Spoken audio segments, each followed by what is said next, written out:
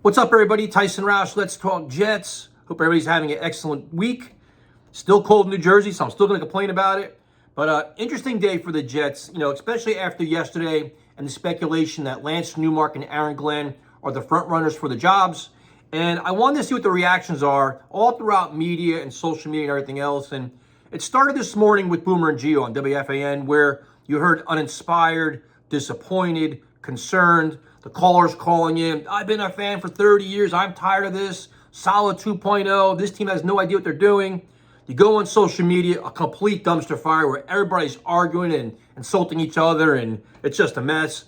So you figure, how do we get here? And I think it's pretty obvious when you haven't made the playoffs in 14 years. You have a rudderless ship with a meddling owner that needs a complete culture change, power restructure, and just a lift and blueprint for success that they haven't had in a while. So how do you get that? And we've said over and over and over, since probably for 2 months now, that based on the situation, based on the job, this really can't go to a first-time head coach and a first-time general manager because you can't learn on the job. You need to look this team in the eye, these players in the eyes, and say, here's my vision. I know it's going to work because I've already done it before. When you're trying to figure out a practice schedule while trying to implement culture, it's not easy. It's an overcoming job while dealing with the media and impatient fan base and everything else.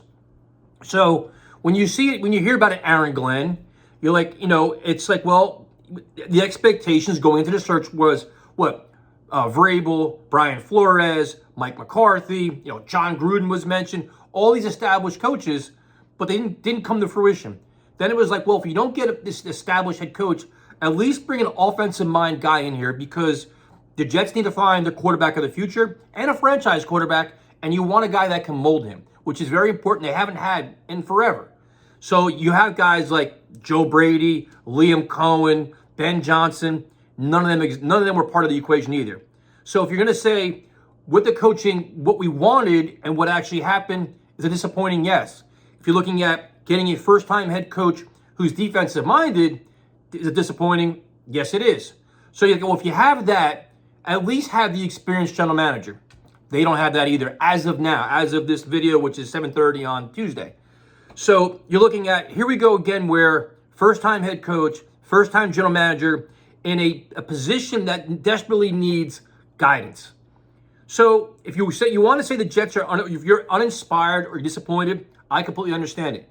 So the question is, the other problem you have is the process, where you look at the general managers where, you had like Dimitroff was one of the first guys the Jets interviewed. You're like, all right, veteran guy, had a lot of success, makes sense. Grigson was out there, not really a great candidate, but I think Dimitroff opened a lot of eyes for a lot of people. So you had that disappointment there as well. The process in itself where it's like, you know what, you kind of want to hire the general manager and let him hire the head coach. That's not really happening either. So it's kind of, the backwards isn't really, the process is kind of backwards where it could be like, all right, we really like Aaron Glenn. Who's his guy? If his guy is inexperienced, well, that's our guy. That's not really the way you should do it too. So disappointing as well. You can make that case. So the question is, if you have this disappointment and you're uninspired, how can that change? Right? What can the Jets do or Aaron Glenn do to fix that? The first thing you could do is he has to have a veteran staff around him. You has to, starting with the offensive coordinator. That is an absolute must. And I'll say, if he hires a first-time play caller, you've got to be like, all right, here we go again, literally, because we've already seen this before, and you just can't have that. Now, you can say, well, if you bring Aaron Rodgers back, he's a coach in the room for you. You need to implement your new offense with a guy that's been there, done that, and can get through to Garrett Wilson, can get through to Breece Hall, can get through to all these players and make them buy into a vision. First-time play caller wouldn't do it. So you got to hope Aaron Glenn gets that excellent offensive coordinator that's established. Secondly, you need an excellent offensive line coach to clean up everything that Keith Carter did here. Then you need a time management, game management guy to help offset any kind of situations that you're not even familiar with. Defensively, if you want to get a hot shot, you can get a first-time coordinator defense because that's Aaron Glenn's side of the ball. I know he says that he's a CEO type guy, but if you want to take a chance there, you can. But to me, it's like you need that assistant head coach is going to be a veteran. You need that powerful guy on offense, offensive mind that's established there, and then you feel a little bit better. In terms of the general manager, you need a director of football operations. You need an established guy that's been there, done that. Make it Chris Spielman. I don't care who it is. Can oversee Newmark and be a buffer between him and Woody Johnson. Because the thing you worry about with a first-time general manager is Woody Johnson completely overpowering them, bullying him, and getting involved in personnel once again, which creates all new problems.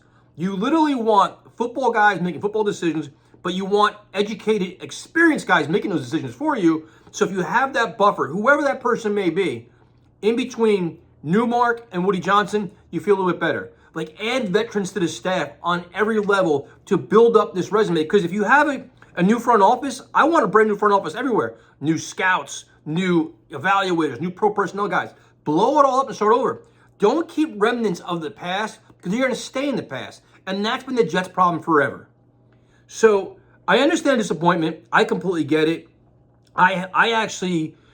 Based on the candidates left, I still prefer Brian Flores, but I really like Aaron Glenn a lot. And you got to figure like this. Former Jet, a great player. So he's a former player that played at a very high level. He can relate to the players. He's had a lot of success. He was actually here through the Jets rebuild. He was at the lowest of the lows, experienced the highs of the highs. He's played under or worked with some of the best coaches of all time. You know, I talked about in my last video. Parcells, Belichick, Pete Carroll, Sean Payton, working with Dan Campbell now. I mean, it's awesome. Well, you got to figure they have to be a resource for him. He has to know, after speaking to Bill Parcells extensively, what he's getting himself into and should be prepared for it. So if you have confidence in his intelligence, his determination, and his dedication to his craft, you have faith in that he knows what he's getting himself into, and he has a very good plan that's believable and realistic to get this thing turned around. In terms of Newmark, I don't know. Front office guys are hard because you don't know what you're really getting. You know, we all bought into Joe Douglas, and you saw how that worked out for us. You know, we were sold to McCagnon. We have no idea. You look at some of the McCagnon Newmark comparisons. I completely get it. Great scout guy, this, that, hits, misses, and you don't really know what his defining moment was in the jobs that he was in. You can always, when you speak to like a former employer, they're always going to praise a guy leaving and give him a lot of accolades, but we don't really know what he did until he's actually in a position of power to do it, which is why you want a veteran guy, not like a first-timer. But to me, it's interesting. I think the Jets, I'm hoping they're a little more prepared than they're coming off right now, where it's, you know, they're trying to do what's right, but I think they're not learning lessons. They're not reading the room correctly. Hope I'm wrong. But we'll see how the staff's built out. Like, you know, once these guys are hired, like, yeah, I like Aaron Glenn a lot. You fully support him, and you want to see this finally turn around.